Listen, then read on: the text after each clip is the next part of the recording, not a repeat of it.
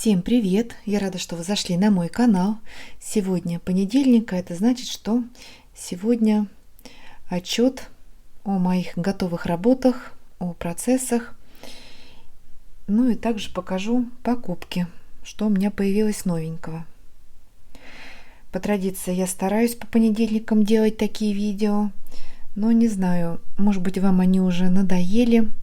И просмотры уже упали, и мне приходят такие комментарии, что вот показала, похвасталась, и что дальше. Ну, вот не знаю, стоит ли записывать такие видео или нет. Я сама люблю смотреть видео других мастериц. Когда смотрю подобные видео, нахожу для себя какие-то новые идеи, вдохновляюсь. Я понимаю, что вы ждете от меня больше мастер-классов, как я раньше публиковала на своем канале. Видео про воротнички, про салфетки, что мы еще с вами вязали. Я считаю, что у меня на канале много видео, которые можно посмотреть, связать что-то вместе со мной. Буду стараться и новые мастер-классы записывать, но для этого нужно вдохновение. Поэтому я его жду, надеюсь, что скоро оно придет. И вот для примера у меня лежит на столе салфетка вот такая. Она у меня немножечко мятая, потому что лежала в коробке нерасправленная. Посмотрите, какая красивая салфеточка. Мы с вами ее также вместе вязали. Вяжется очень просто. И я думаю, что не все вязали такую салфетку. И вот предлагаю, кто пропустил это видео, перейти. Ссылку на вязание этой салфетки я оставлю в описании под этим видео. И связать такую салфетку. Я вязала ее много раз, в разных расцветках, и всегда она получается красивой, интересной. Она вроде бы с виду простая, но какая-то она такая уютная. Мне она очень нравится. Вот, размер этой салфетки у меня 29 сантиметров. Салфеточку эту я вязала из пряжи ирис. Так что переходите и вяжите со мной тоже такую салфеточку. Я рекомендую. Сама хочу повторить еще, но в другом цвете ее. Так, видео будет состоять из нескольких подключений в формате вяза-влога. Всем приятного просмотра. Хочу поделиться с вами одним процессом и рассказать, что же тут у меня сейчас происходит. Так, вот связалась голова, 2 уха. Вязала их с разницей, наверное, в неделю. И вот смотрю, они у меня одинаковые получились, чему я очень рада. Вот. А вот с ножками у меня тут проблема. Эту ножку я вязала вчера вечером, эту ножку сегодня утром. Начала вязать, только связала вот часть, где носочек, пока ножку саму не вывязывала. И вот смотрите, какая разница. Эту набила плотно, и эту набила очень плотно, туго. Я всегда туго набиваю игрушечки, потому что со временем все равно холофайбер сваливается, становится более мягкий, поэтому очень-очень тугие ножки. Вот. Ну и потому что куколка, этот зайчик у меня точнее, без каркаса, и чтобы держались ножки, чтобы он стоял крепко на этом, в этом мире, на этой земле. Вот.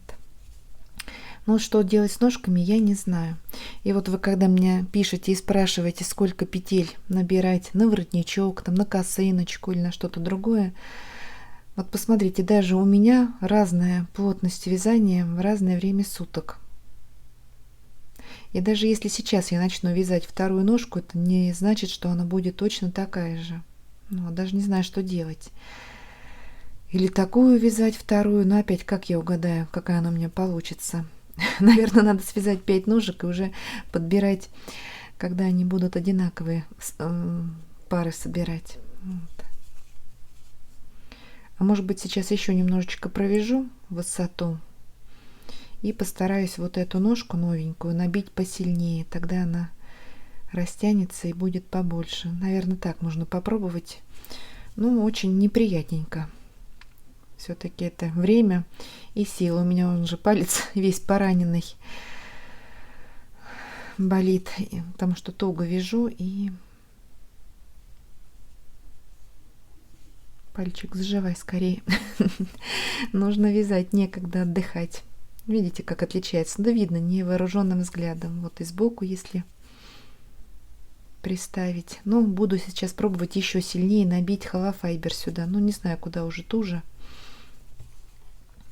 Так что у каждой вязальщицы своя плотность вязания, и точно рассчитать, сколько нужно столбиков, петель набрать, это уже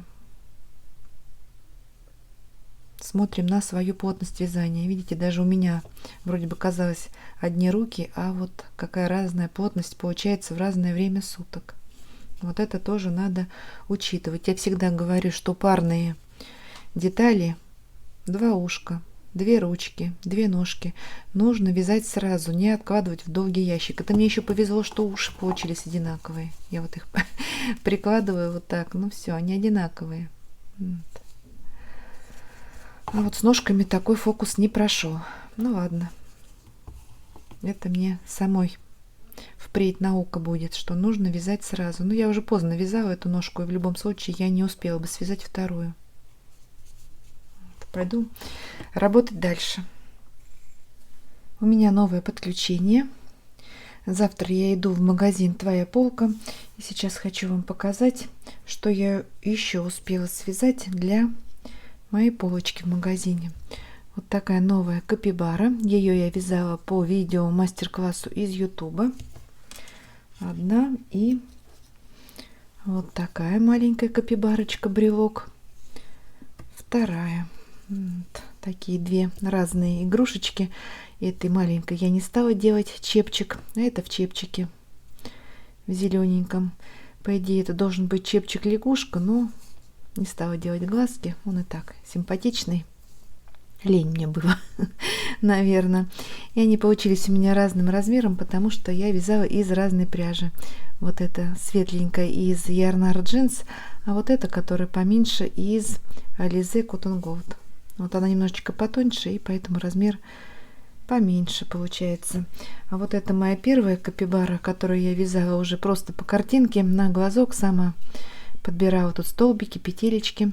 Вот здесь уже сделала глазки на чепчике, ну уже как лягушечка чепчик. Вот она крупнее всех, но также маленькая. Вот капибарка, тоже брелочек. Так, завтра вот их отвезу на полочку. И хочу вот эту маленькую, не знаю, кто это, игрушечку. То ли котик, то ли мишка, то ли собачка. Ну, кто что увидит в этой игрушечке, тот и будет. Малюсенькая, такая она мягенькая, не стала плотно набивать. Она такая тактильно жамкательная. Пусть будет вот такая игрушка. Может быть, конечно, для брелочка это маркая пряжа, все-таки белый цвет. Быстро запачкается, но ничего страшного, в машинку стиральную закинул, постирал, ничего не должно с ней случиться, ни с глазками, ни с самой пряжей. Так что вот такой еще брелочек. Ну и давайте сразу покажу, что я еще успела связать вот за последние несколько дней. Как я уже говорила, у меня очень много плюшевой пряжи, и я решила максимально ее извязать, тем более у нас сейчас пора ярмарок, летних мероприятий, выставок. Вот, и я начала какие-то игрушечки уже из плюшевой пряжи вязать. Вот такой зайчик у меня получился. Маленький, как раз для ярмарки, мне кажется, это подходящий вариант. Такие небольшие игрушечки пользуются спросом. Они недорогие. И чтобы как-то украсить, я сделала вот такой воротничок жабо. Так, рост этого зайки у меня 20 сантиметров. Небольшой, такой миленький, хорошенький заюшка. Беленький также. Вот. И еще один зайчик сразу связала по этой же схеме, но вот ставила немножко другие глазки поменьше, и совсем уже другое выражение личика, мордочки получилось. Ну пусть и такой будет, кому какой больше понравится. Также беленький заюшка по этой же схеме, как я уже сказала, они одинакового роста, и воротничок у него поярче. Такой он тоже хорошенький. Так что 2 вот таких зайчика у меня новеньких. И по этой же схеме, как и зайчики, я связала еще, или по другой, уже нет, наверное, другая. Нет, это другая схема. Я уже сама все перепутала. Вот такого котенка с хвостиком, с длинным. На ярмарке часто спрашивают и котиков, но как-то котят у меня игрушечек, вот именно не брелочков, а игрушечек мало в моем ассортименте. Вот буду сейчас навязывать и котят. И рост этого котика также небольшой, 18 сантиметров. Белые лапки сделала, ушки вышила, розовый носик, глазки на безопасном креплении. Так, и вот такой зайчик еще также у меня новенький.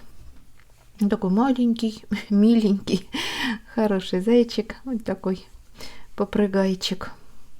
Не знаю, может быть, ему люлечку сделать маленькую.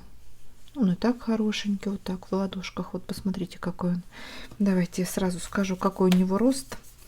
Ну, ушки у него вроде бы как висячие, но хотя они вот так оттопыриваются. Буду мерить рост без ушек. Вот 15 сантиметров. Ну, для ярмарки очень хороший вариант. И цвет приятный, такой нежно-нежно. Розово-бежевый, наверное, назвать его можно. Вот такой малепусенький у меня зайчик получился.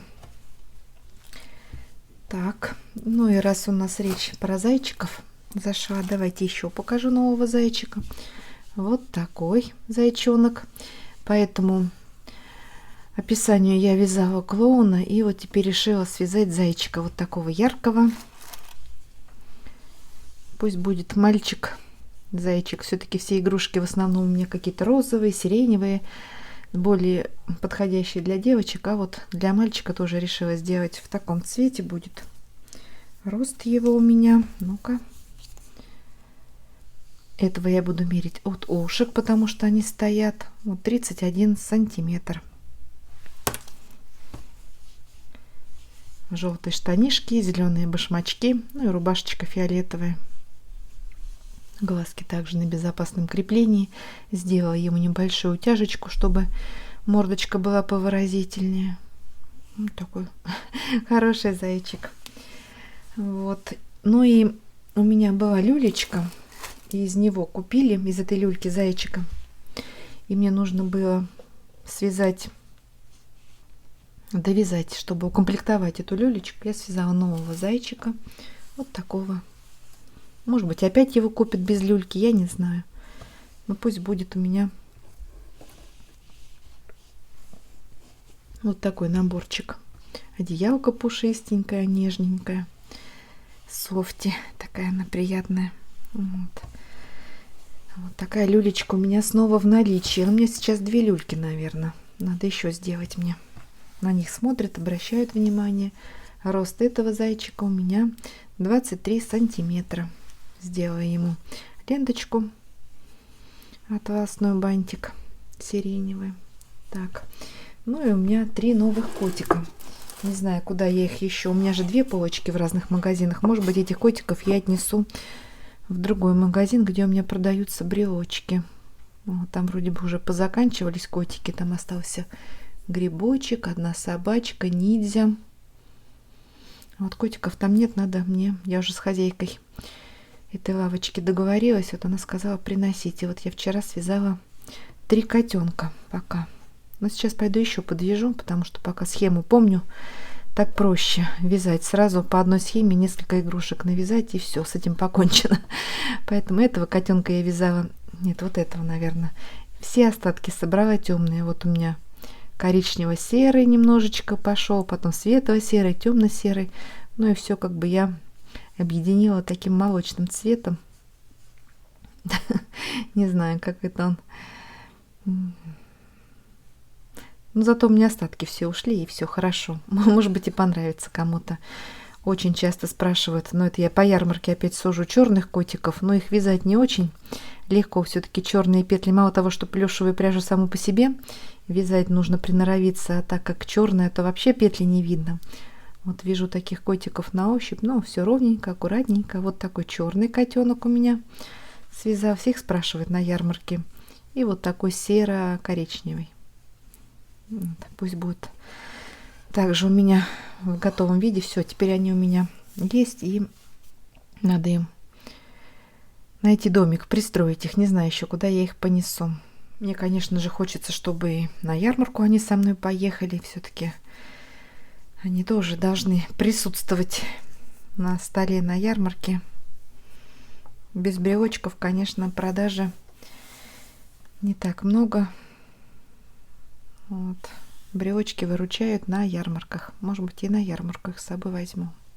Ну, посмотрим, если успею еще навязать. И когда я пойду на следующую ярмарку, выставку, я это уже не знаю еще пока. Сейчас хочу показать, какие две игрушечки я связала еще вчера. Так, вот такие два стича. Они у меня разного размера.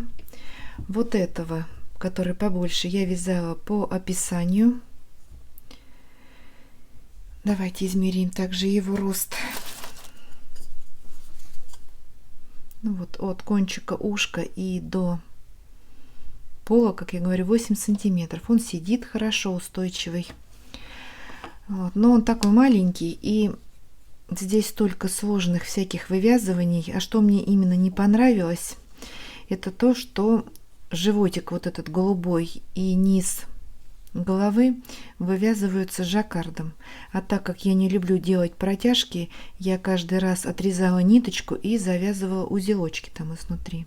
Но я считаю, на такой маленькой игрушке нет смысла провязывать жаккард. Тем более игрушка не должна быть такой время затратный, и все-таки маленькие игрушечки должны вязаться быстро.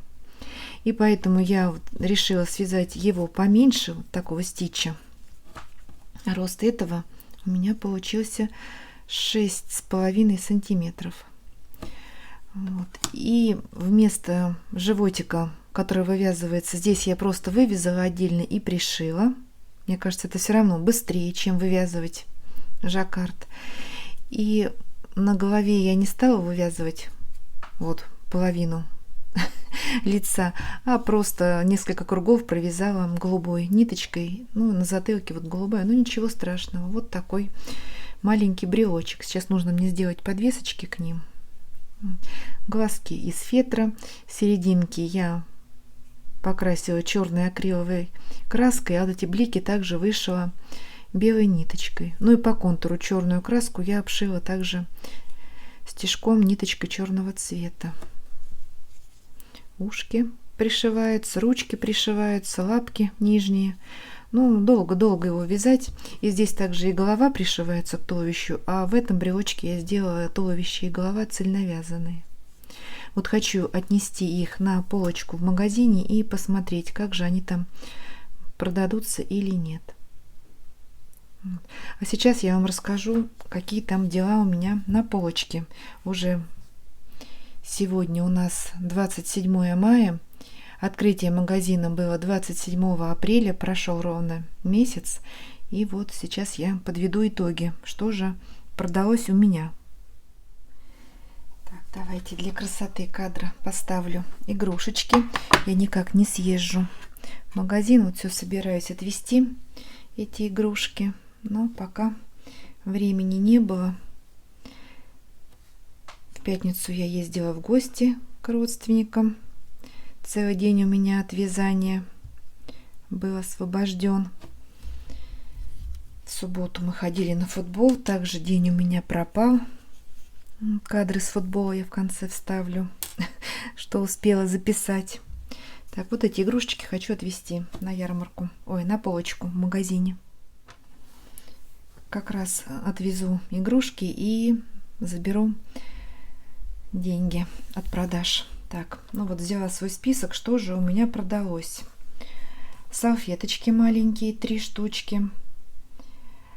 Так, далее 4 машинки, цыпленок 1, лягушка 1, 2 котика, брелок ниндзя, курочка, 3 курочки.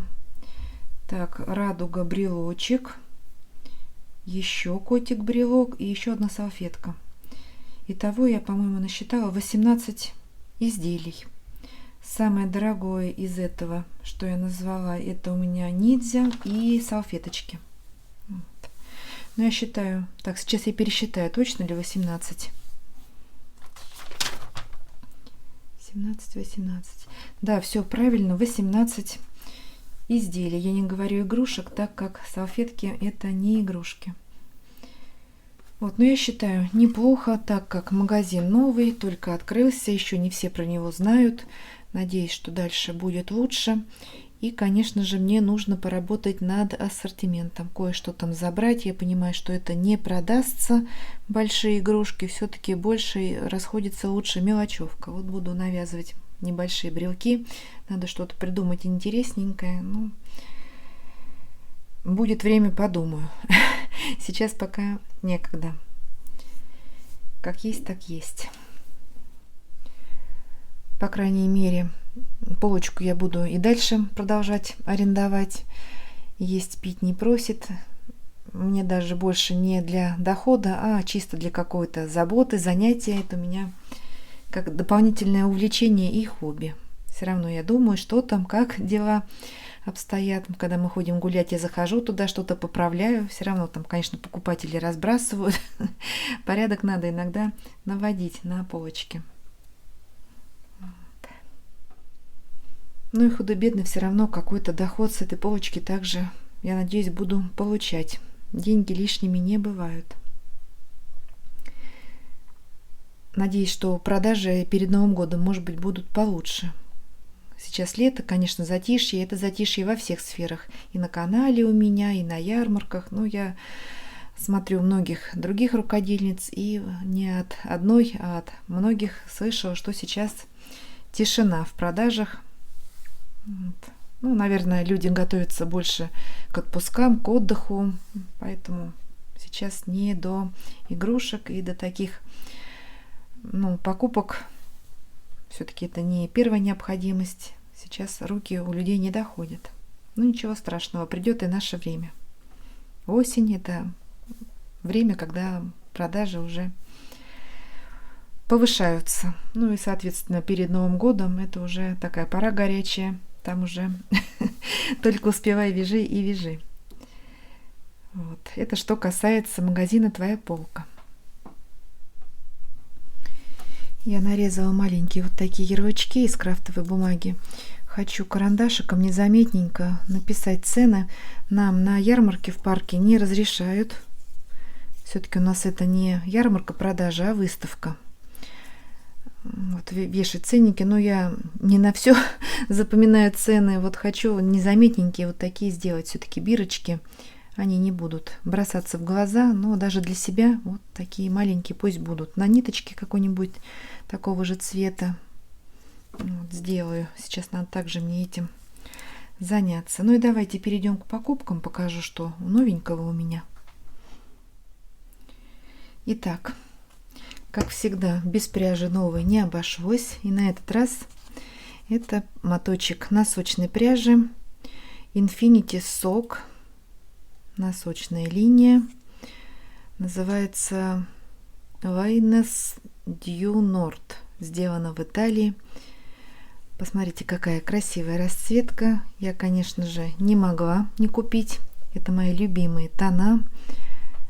Красно-коричневый, темно-фиолетовый. Вот эта горчичная ниточка тут присутствует. Темно-синий. Очень красивые носочки получатся, я думаю. В 100 граммах 420 метров. А состав 25 неона. Ну и, соответственно, 75 лана.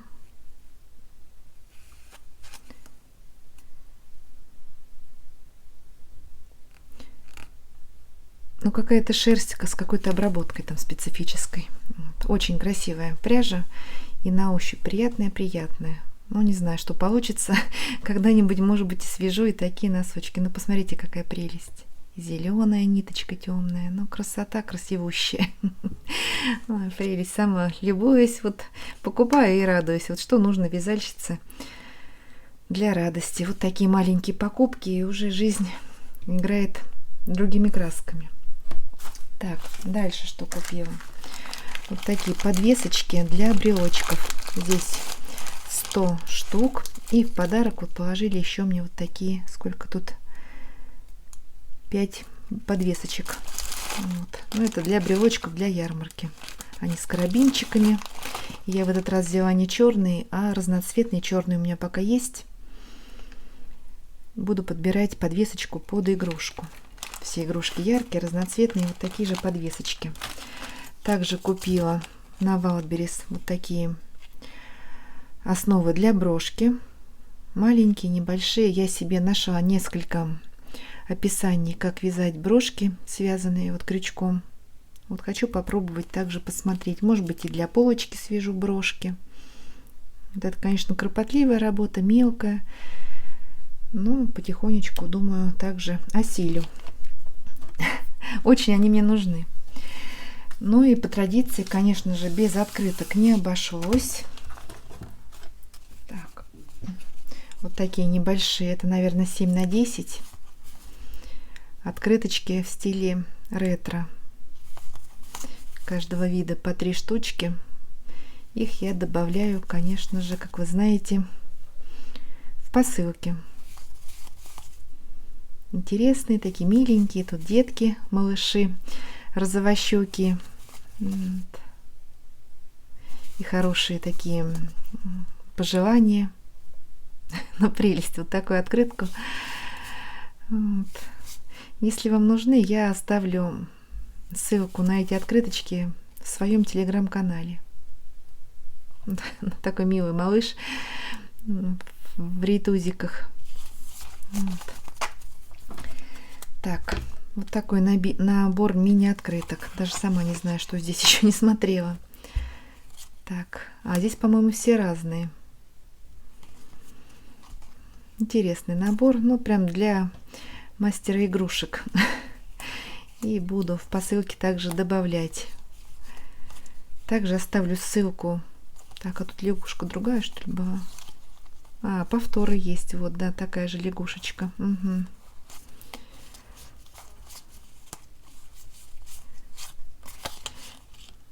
Хорошие открытки. С этой стороны они беленькие, а эти вот с обратной стороны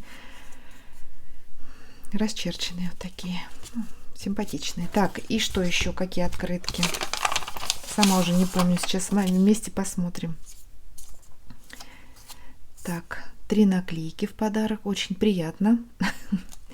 Ну и, конечно же, вот эта серия зайчиков по книге Беатрис Поттер. Сцены из жизни лесной. По качеству они такие лощеные, гладенькие. Мне больше нравится, когда шершавые. Ну, посмотрите, как обратная сторона красиво сделана. Но видно, что с любовью художники старались. Оформляли и открыточки, чтобы было приятно. И на каждой стороне обратная разная картинка. Вот такая маленькая. Да нет, приятные они на ощупь, такие они. Не скажу, что они не глянцевые. Лощеные, но не глянцевые. Вот, без запаха. Мне нравится, когда вот типографской краской. Но эти нет, не пахнут. И вот последняя. Хорошие открыточки. Ссылочку на них также я оставлю в своем телеграм-канале. Все хорошо упаковано, пришли в целости и сохранности. Надо сейчас мне оставить отзыв на Wildberries. Это, наверное, тоже такие же. Да, это одно и то же. Это я, наверное, хорошая цена была, а я заказала 2 набора. Угу. Да, те же самые открытки. Вот в 2 экземплярах у меня. Одни, наверное, я хочу себе оставить, а другой вот набор буду в посылке вкладывать. Так что вот такие открыточки у меня в мою коллекцию. Вот. Сейчас я хочу выразить огромную благодарность всем моим подписчикам, зрителям. В последнем своем видео я вкратце упомянула, что хочу себе такого помощника в лице моей мамы и спросила совета, как же быть в этой ситуации. Стоит ли, маму привлекать к вязанию или не стоит. И очень-очень много было комментариев. Видно, что люди все пишут от души. от сердца, вот как поступать в данной ситуации. Всем вам спасибо большое. Я все комментарии читаю. Я знаю, что многие обижаются, что я не отвечаю на комментарии, но вы, пожалуйста, не обижайтесь, тоже меня поймите. У меня уже, наверное, более 3000 комментариев неотвеченных. У меня на канале много видео, и комментарии же приходят не только к последнему видео, но и к видео, которые были записаны и 3 года назад, и 2 года назад. Комментарии идут постоянно. Вот, и отвечать на все уже, конечно, такой возможности нет, но я стараюсь все равно это делать периодически также. Смотрю, читаю комментарии я все, но написать, ответить нет. Это уже невозможно мне. Вот. Если что-то, какой-то конкретный вопрос, лучше написать даже мне, наверное, ВКонтакте или в Телеграме. Но на Ютубе слишком много там у меня уже комментариев набралось, и я могу какой-то пропустить, не заметить. И попрошу, конечно же, не обижаться на меня. И также хочу выразить огромную благодарность людям, которые благодарят меня за мои видео в форме перечисления донатов, денежных переводов. Вот, спасибо вам большое, мне это очень-очень приятно. И кому не приятно получить какую-то денежку, она же нам никогда не может быть лишней. Вы видите, сколько я заказываю пряжи и всего такого сопутствующего, разных товаров, что относится к рукоделию. Это все также материалозатратно, и лишняя копеечка, конечно же, не помешает. Спасибо вам большое, что вы так меня благодарите за мои видео. На этом я буду заканчивать свое видео. Надеюсь, вам оно понравилось. Было приятно посмотреть на мои новые готовые работы, а также на покупочки. Если вам понравилось это видео, поставьте, пожалуйста, большой пальчик вверх. Это помогает продвижению канала. Спасибо, что досмотрели это видео до конца. Всего вам самого доброго. Вяжите с удовольствием. Всем ровных петелек и до новых встреч.